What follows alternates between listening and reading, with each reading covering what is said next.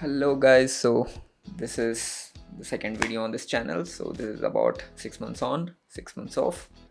Let's decode this. Let's go. Let me break this up into several topics. So as I go along, I will explain you how it goes. First, what are the basics of merchant navy? It's mainly a really unique job, not unique but out of the ordinary job which you might know. So usually when I say that I am working in merchant navy, they will have only one assumption of this field, that is 6 months working, 6 months holiday. So that is the biggest misconception. So usually it depends upon the company and the contract you have signed. For me it is 4 months contract plus minus one. So whenever I go on board, it will be 4 months plus 1 month or minus 1 month, depending upon the circumstances of my reliever and all the other aspects which I'm going to talk to you about now. Yeah, the contract can stretch to 5 months or it can reduce to 3 months, depends. Usually it will extend, not decrease, and sometimes in rare cases it might go to 6-7 months. I have seen people, and it's not unusual to see people working almost for 10, 11, 12 months, 1 year or so.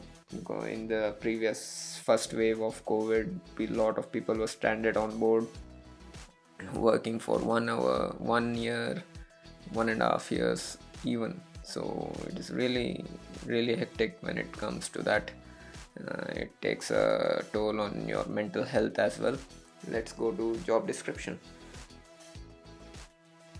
There are three departments on board. One is deck department.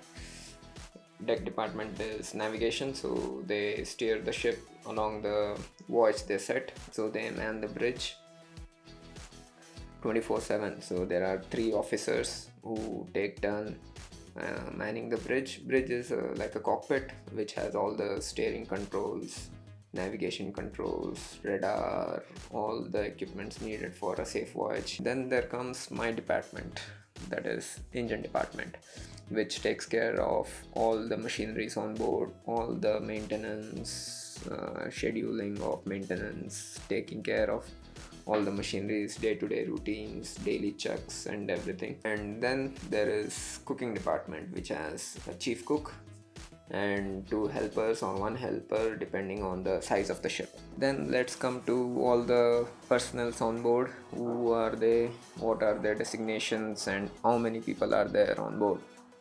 So as I told, there are three departments, and the cooking department there are three people or two people depending. And the other two departments, first let's go to navigation. Navigation department, there are 4 people, 4 officers, deck officers, captain, chief officer, second mate, third mate. These 4 people take care of all the navigation equipments, navigation, routing, everything. And below them there are ratings like able seaman, ordinary seaman, bosun, pumpy. In the engine department there are 4 personnel, 4 engineers, chief engineer, second, third, fourth engineer. And under us we have motormen, depends on the ship and the size, 2 or 3 motormen and 1 fitter. So let's come to the most important question: is it really feasible or really a good career option to have? It is. If you are really interested and dedicated to this field, it is really worthwhile. And salary is also good. I'll not say otherwise, because salary is good, but it comes with lot of trade-offs which we will speak now. So let's go to the next chapter, next topic, that is, should you choose this? Should you choose merchant navy? In my opinion, you should and you shouldn't. If you don't like to stay away from home for a longer period of time, if you want to stay at home, work at home and do those things, then this is not for you. and you should, if you want to, you know, get that exposure, get to know other people, get to know other nationalities, and get to, somewhat visit other countries as well. It depends, I will come to that later.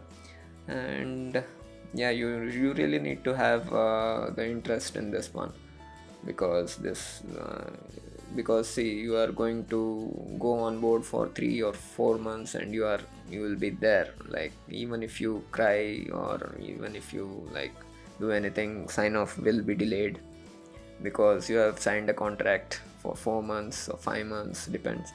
So in between, if you even quit, it will be like 15-20 days till they sign you off. So yeah, that is there, because you should have a strong mental strength for this is really good career option. But the first thing that is really difficult in this field to crack is placements. Placement is really a big challenge in this field. There are only few colleges which have a reputation in India. Otherwise there are so many colleges here which teach you marine engineering, or naval arc, or nautical science, bachelor's in nautical science, BSc. But you need to see that there is a placement opportunity in that college or not. And if now you are going to choose this option, I highly recommend that you have someone as a backup, or that's the plan A that you should have, that you should know someone in this field who is working currently in a higher post, because placements are 50-50. And if you have gone to a good college like Tulani, then placements are not a problem, you will get it. But if you are going to any other college, you need to have a backup. You need to know someone for giving you recommendation for that first 6 months of cadetship, which is really important. And without that, you are going nowhere. And most of the companies don't take cadets so often. And most companies are not taking cadets at all. Some companies take, some don't. And if you have a recommendation like that, or someone working in a company, it is really easy for you to get that cadetship. And then let's come to fees. Fees is really high, so that's why this is the second point that I need to tell you. It's very high, and if you can't afford, it's like a hit and miss with placements. If you need to study hard, of course, in any field it is the same. But yeah, even if you have recommendation, you need to have that money to pay for studying in that college. For me, I paid at around about 12 lakh for 4 years, but now it is crossed 17 or 18, I think. So do your research, choose the best college that you want, but make sure that you really want this. And which department do you want? Navigation side or engine side? Which side you prefer more? In a year, you will be spending more than 7 to 8 to 9 months outside, away from home, away from your family. So you need that mental strength to do that. Of course, you are getting paid well enough for that, but that is not enough. When you are in that position, in that circumstances, you will feel that I don't need that money, I want to go home. So yeah, even now when I join, I feel like homesick. When I sign off, it is like the happiest moment of my life. So that will be constantly throughout your career, so you need to be strong mentally as well. Most boys choose this career thinking that they'll be traveling the world for free. Nothing comes for free. And traveling the world, it depends on what ship you are sailing in. If you are sailing in a small vessel, then sure, you will get the shore leave and everything, but it depends on the conditions where you are and how the work is on board. And if you are working on a big ship like VLCC, very large crude carrier like I am, forget about it, you will not get anything. And I have got only once shore leave in China in the past 4 5 years, so you can just imagine how it is.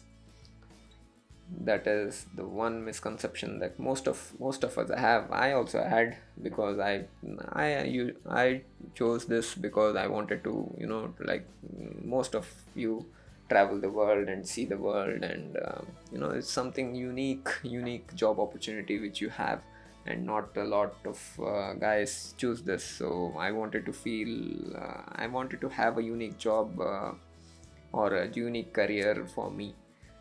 That's why I chose this, and of course money as well, that is the topmost priority for everyone, so that was there for me as well. So yeah, this is it for this video. See you next week. Hope you all are doing fine, and being safe and staying at home. Wishing you and your family a safe voyage through all this pandemic. See you. Bye.